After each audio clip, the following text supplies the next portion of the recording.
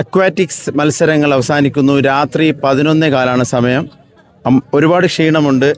അപ്പോൾ അക്വാറ്റിക്സ് മത്സരങ്ങളുടെ അവലോകനം ചെയ്യാൻ വേണ്ടി നമ്മുടെ മീഡിയ ടീമിനോടൊപ്പം ഉള്ളത് റസീന ടീച്ചറാണ്. ടീച്ചറെ കുറിച്ച് പറയുകയാണെങ്കിൽ ഒരുപാട് പറയാനുണ്ട്, അതുകൊണ്ട് ഒന്നും പറയുന്നില്ല. ഏതായാലും ടീച്ചർ ആ ഒരു സ്കോർ നില ഒന്ന് പറഞ്ഞാൽ നല്ലതാണ്.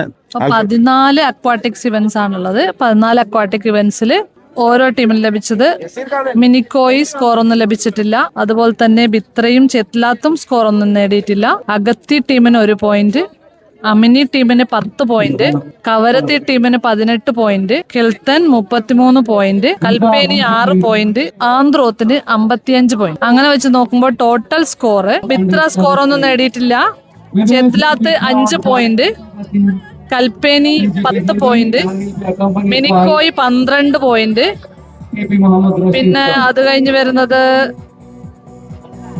കവരത്തി 36 പോയിന്റ്, പിന്നെ Kadmat 62 point, Kiltan 63 point, Agatti 77 point, പിന്നെ അത് കഴിഞ്ഞ് അമിനി 123 പോയിന്റ്, ആന്ത്രോത്ത് 206 പോയിന്റ്. അങ്ങനെ ആന്ത്രോത്ത് അവരുടെ കുത്തക തുടരുകയാണ്. അക്വാറ്റിക്സിലും അത്ലറ്റിക്സിലും ആന്ത്രോത്ത് തന്നെയാണ് ചാമ്പ്യൻ. അക്വാറ്റിക്സിൽ റണ്ണേഴ്സ് ഹോം ടീമായ കിൽത്തനാണ് 33 പോയിന്റോടുകൂടി. കിൽത്തനാണ് അക്വാറ്റിക്സിൽ runners. Thank you very much.